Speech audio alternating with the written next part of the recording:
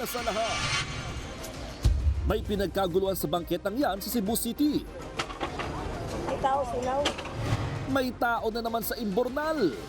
Bakit kaya siya nandyan? Uy! Aray, dali! Aray ba? Aray, dali, kawas na, kawas! Yan ang dapat abangan.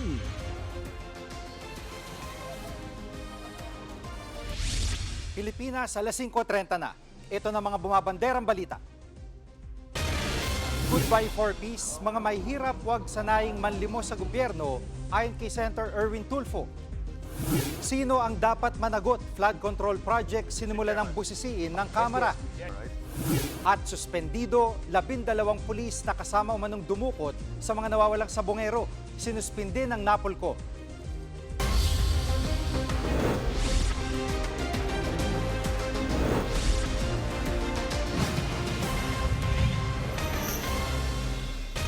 Iminungkay ni Senator Erwin Tulfo na buwagin na ang Pantawid Pamilyang Pilipino Program o 4Ps pero tutol dyan ang ilang mambabatas. Live mula sa Senado, nangunguna sa balita si Senate Correspondent Mean Los Baños. Mean, una sa lahat, bakit gusto ni Senator Erwin na buwagin ang 4Ps?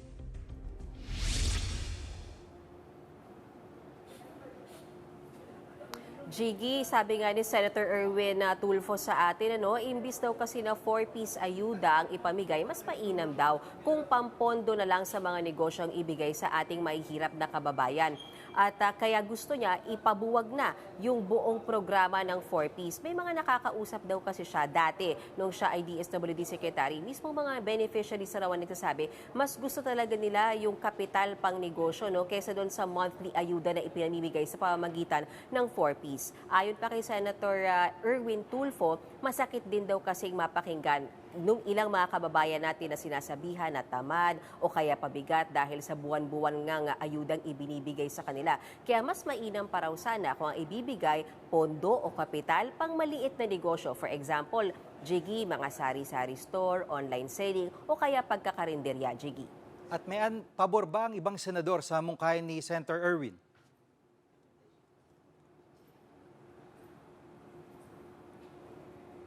Nakausap natin kanina, Jiggy, si Senate Majority Leader Joel Villanueva at para sa kanya, ayaw niya na tuluyang tanggalin o buwagin yung 4Ps na yan. Kasi marami pa rin daw tayo mga kababayan na talagang walang-wala at ang kailangan ay talagang ayuda kaagad.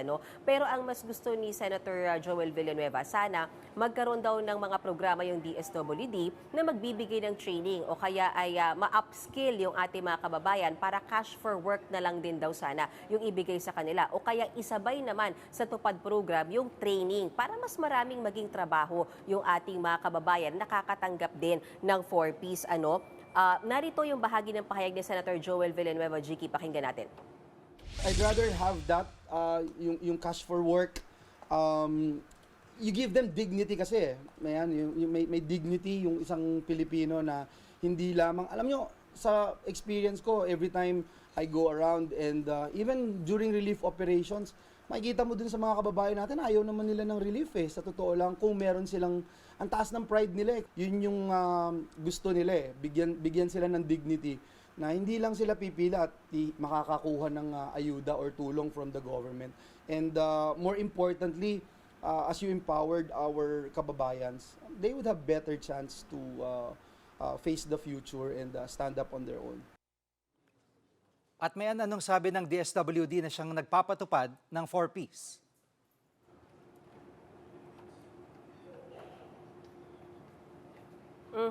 Paliwanag ng DSWD, talagang flagship anti-poverty program talaga ng gobyerno itong 4Ps na ito. Gayunpaman, kahit ilang taon na itong ipinatutupad, may mga kailangan daw talagang ayusin pa rin. Kaya patuloy daw ang pakikipag-ugnayan ng DSWD sa Senate Committee on Social Justice na pinamumunuan naman ni Senator Erwin Tulfo dito nga sa Senado.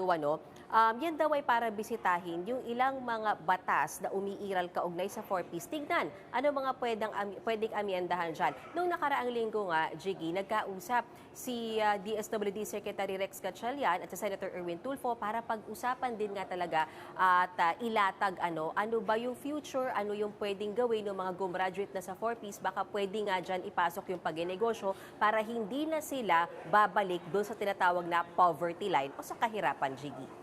Yung reaksyon ng mga nasa kamera, anong nasabi nila tungkol dito?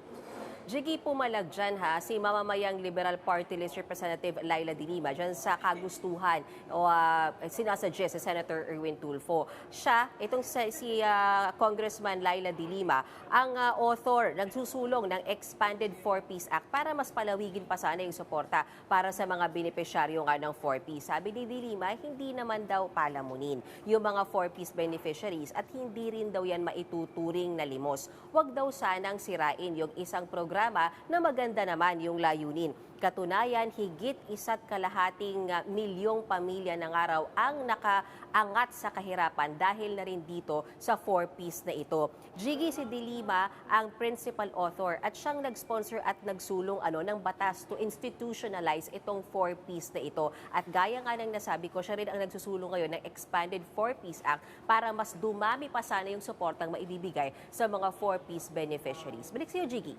Yan ang ulat ni Mayan Los Baños live mula sa Senado. Formal nang inapela ng Kamara ang desisyon ng Korte Suprema na nagdedeklarang labag sa saligang batas ang impeachment case laban kay Vice President Sara Duterte. Naghain ng motion for reconsideration ng Kamara sa Supreme Court sa pamamagitan ng Office of the Solicitor General. Ayon kay Speaker Martin Romualdez, ginagampanan lang nila ang kanilang tungkulin at hindi ito pagsuway sa Korte Suprema. Git niya, sinunod ng Kamara ang lahat na nakasaad sa konstitusyon sa proseso ng impeachment. We do not challenge the authority of the court. We seek only to preserve the rightful role of the House, the voice of the people, in the process of accountability. We filed this motion for reconsideration not to provoke, but to protect, not to assert supremacy, but to restore balances. The House will not bow in silence. Inirekomenda ng Department of Agriculture na itigil ang importasyon ng bigas. Kung may aangkatin man daw, dapat taasan ng taripa. Live mula sa TV5 Media Center, nangunguna sa balita si News 5 Palace Correspondent Maricel Alili. Maricel, magkano posibleng itaas sa taripa? Gigi, ang target ngayon ng Department of Agriculture ay ibalik sa dati, yung taripa na ipaapataw doon sa imported rice. Matatandaan kasi natin na nung nakaraang taon, nag-issue ng Executive Order number 62 ang Malacanang, kung saan mula doon sa 35% ay ibinaba sa 15% yung taripa na ipinapataw sa mga imported rice. Pero ang paliwanag kasi ng Department of Agriculture, meron silang ginagawang review sa mga kautosang gaya nito periodically. So lumalabas sa review nila na baka mas maigi at mas malaki ang makukuha nating benepisyo kung ibabalik sa dati yung taripa na ipinapataw dito sa imported rice. Pero hindi daw ito pwedeng biglaan dahil baka magulat naman yung merkado kapag bigla-biglang ibinalik. Dapat daw dahan-dahan. Narito ang pahayag ng Department of Agriculture. Yung rekomendasyon dati pa ng Kongreso na itaas, ibalik muli yung taripa ng imported na bigas to 35% ay sinasang-ayunan ng department, dangan nga lamang yung dahan-dahan na pagtaas. So ang rekomendasyon ngayon ay i-increase siya from 15 to 25% sa ngayon para hindi masyak ang market. At anong reaksyon dito ng mga lokal na magsasaka? Nakausap natin kanina, Gigi, ang grupong Sinag o yung Samahan ng Industriya ng Agrikultura. Thankful daw sila dahil nabanggit ng Department of Agriculture ang rekomendasyon na ito at plano pa itong pag-usapan ng mga miyembro ng gabinete na kasama ni Pangulong Bongbong Marcos sa kanyang biyahe sa India. Pero ang hiling ng Sinag, sana idiretso na nila na ibalik agad sa 35% dahil wala naman daw nakitang benepisyo doon sa EO number 62 na inisyo ng Malacanang last year. Kapag ka daw kasi pinag-isipan, hindi naman daw ito ang naging dahilan kung bakit bumaba ang presyo ng bigas sa lokal na merkado, which is supposedly ito yung primary objective nila. Ang naging dahilan naman daw kung bakit kumalma ang bigas o presyo ng bigas sa lokal na merkado dahil kumalma rin ang presyo ng bigas sa global market. Ikalawa, ang sinasabi rin ng grupong Sinag, napakalaki ng nawala sa revenue ng pamahalaan dahil sa EO number 62 na ito, tinataya higit kumulang nasa 25 billion pesos daw. Sa halip daw na tiniis ng pamahalaan na mawala ang revenue mula dito sa taripa na nasa 35%, sana nagamit na lamang yon pang-subsidize pa noong programa ng Pangulo na 20 pesos per kilo ng bigas. Sana daw mas naparami pa yung mas mababang presyo. Pagdating naman daw doon sa magiging epekto ng pagtaas ng presyo ng taripa o pagbabalik sa 35%, doon sa presyo ng bigas sa merkado, hindi naman daw ito maaapektuhan dahil kasalukuyan meron tayong manufacturer suggested retail price para sa mga imported products. At kapag daw ang pinagbasihan ay yung MSRP, nasa 20 pesos pa daw yung kinikita ng imported rice. Malaki pa raw yun dahil sapat na daw yung higit kumulang 5 piso na kita sa kada kilo ng bigas. So pwede daw ibaba pa yung MSRP sa imported rice nang sa gayon hindi rin mahirapan yung ating mga consumer. Narito ang pahayag ng grupong Sinag. It could directly help yung etong 20 pesos ng Pangulo. Kung may 25 billion ka din, mas marami pang nakinabang na mamamayan sa 20 pesos. Ibig sabihin, kahit yung revenues pinatalo mo for nothing. At kung matigil nga tong importasyon, no, gaano kalaking tulong naman ito sa mga magsasaka? Welcome development yan, Gigi, para sa local farmers. Kung halimbawa daw ay ititigil yung importation dun sa bigas, particular kapag tuwing harvest season, malaking tulong daw yan para sa lokal na industriya dahil ang taya ng grupong Sinag, nasa 40% ng kabuuang bilang ng bigas dito sa Pilipinas ay puro imported na kung tutuusin ay hindi naman daw natin kailangan. Dahil ang pinakang objective naman daw kaya tayo nag-import ay para mapunan yung kakulangan natin ng bigas. Pero ang nangyayari daw ngayon, kahit yung hindi bahagi ng kakulangan ng supply natin ng bigas, nai-import na rin. Tumataas tuloy yung kompetisyon ng mga imported rice doon sa local market natin. Isa pa, ipinunto rin ng grupong Sinag, wala naman daw bansa o ibang bansa na magrereklamo tungkol dito dahil polisiya naman ito ng ating bansa. Narito ang pahayag ng Sinag. You only import para saluhin mo yung sinasabi mong shortage. Ngayon, yung import mo, hindi na sinasagot yung shortage eh. Ginawa na siyang hanap buhay talaga. I don't think any country can complain because everyone is doing it. Indonesia, they impose import ban during harvest. Ang Thailand, ang Vietnam, they also impose import ban during harvest. Ngayon nga si Trump may unilateral reciprocal tariff eh. May umangal bang bansa? Balik sa iyo, Gigi. Yan ang ulat ni Maricel Lili live mula sa TV5 Media Center. Susunod, 12 pulis na dinadawit sa pagkawala ng mga sabongero sinuspinde. At palaboy na namumulot ng barya na trap sa imbornal. Diyan lang kayo mga kapatid, dapat una sa lahat.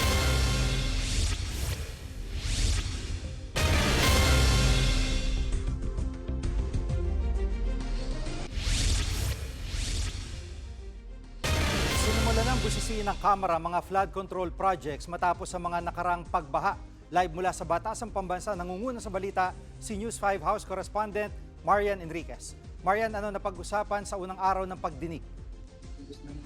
Yes, pumalong nga sa pagdinig si DPWH Secretary Manuel Bonoan sa pagdinig ng House Committee on Public Accounts para talakayin nga itong mga flood control at drainage projects sa buong bansa. Kasunod nga yan ng direktiba ni Pangulong Bongbong Marcos sa kanyang zona at yung utos ni House Speaker Martin Romualdez na magkaroon ng malalimang review dito nga sa mga proyektong ito. Isa dun sa mga pinunto nga ni Secretary Bonoan ay yung pagtakyas doon sa budget na hinihiling nila sa mga nakalipas na taon. Tulad na lang ito nga National Expenditure Program para sa 2025.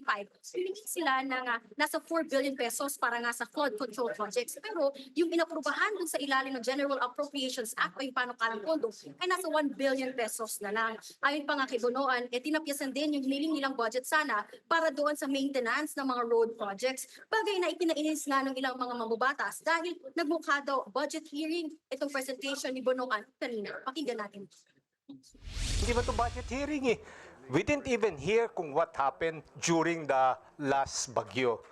And we know for a fact Alam na naman natin kung ano yung mga tinatamaan ng baha eh. But this is quite unusual. Ilang bagyo na tayo na malalakas, alam na natin, Marikina tatamaan, sa Quezon City tatamaan, Caloocan tatamaan. Yun ang gusto natin madinig. Ano yung naging course of action natin? Hindi budget presentation. Ayon pa nga kay Caloocan 2nd District Representative Edgar Erice, hindi naman daw flood control projects ang problema, kundi yung disiplina ng mga Pilipino pagdating sa basura. Ayon nga kasi kay Erice, daan-daang tonelada ng basura yung nakokolekta yun sa mga pumping stations o waterways na ikinababara nga ng daluyan ng tubig. Pakinggan natin itong pahayag ni Erice. Punong-puno na ng basura, burak, yung mga natural waterways natin. Yung natural waterways natin, bukod sa punong-puno na ng basura, there are 646 families, informal settlers, living on top and beside of our natural waterways. Yan po yung problema, hindi yung flood control programs. Ang pangunahing problema, yung solid waste management. At Marian, may pahayag ba mga congressman na yan tungkol sa aligasyon ni Baguio City Mayor Benjamin Magalong na sangkot sila sa mga palpak na proyekto at may kickback silang natatanggap? Sinagot nga yan, ni Surigao del Sur Representative Romeo na dati na district engineer sa DPWH. Sinabi niya na ito daw proposals ng DPWH ay dumadaan daw po yan lahat sa Provincial at Regional Development Office. Ibig sabihin, masusi po yung pinag-aaralan at mahigpit na pinipili kung alin naling proyekto yung mapupunta sa bawat distrito. Paglilinaw pa nga ni Momo ay wala raw kinalaman ang mga kongresista sa mga proyektong ito. Jiggy. Yan ang ulat ni Marian Enriquez live mula sa Batasang Pambansa.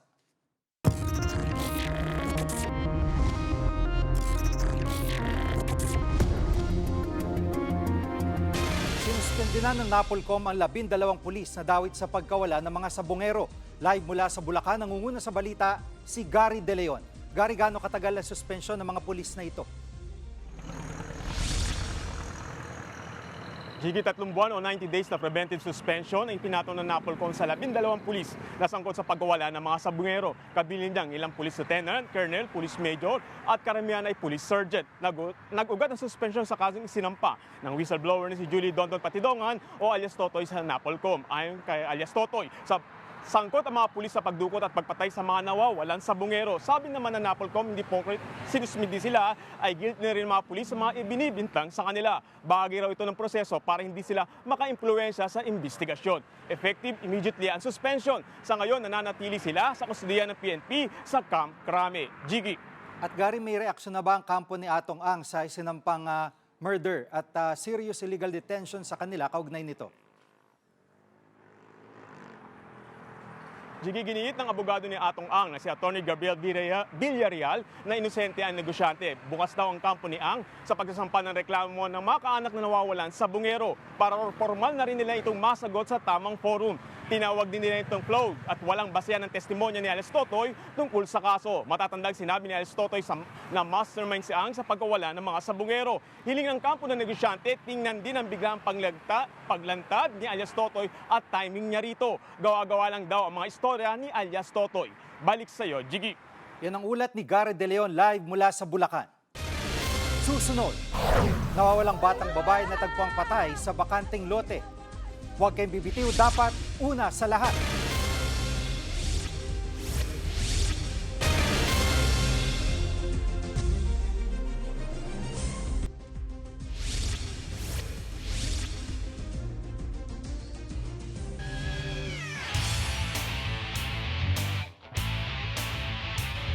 Para sa nangungunang balita sa sports, makakasama natin si Diego Dario. Diego. Thank you, Jiggy. Naka-podium finish ang Alas Pilipinas women's team sa Leg 1 ng Southeast Asian V-League sa Thailand. Nakuha nila ang bronze matapos pataubin ang Indonesia in 4 sets. Nakabawi ang Alas matapos matalo sa unang 2 laro kontra Thailand at Vietnam. Isa sa mga susi ng tagumpay ng Alas si Angel Canino na nagwaging best outside spiker. Magpapahinga lang sandali ang national team bago naman sumabak sa Leg 2 ng CV League sa Vietnam. At yan ang nangunang balita sa sports. Ako po si Diego Dario.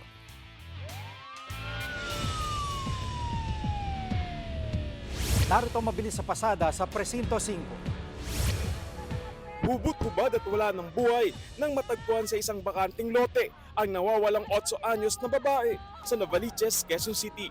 Base sa kuha ng CCTV, ang 13 anyos niyang kapitbahay ang huli niyang kasama.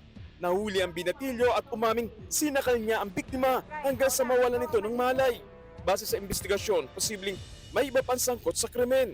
Isa sa ilalim sa autopsy ang bangkay ng biktima para sa patuloy na investigasyon. Nasagip naman ng mga rescuer ang isang lalaki sa loob ng imburnal sa Cebu City.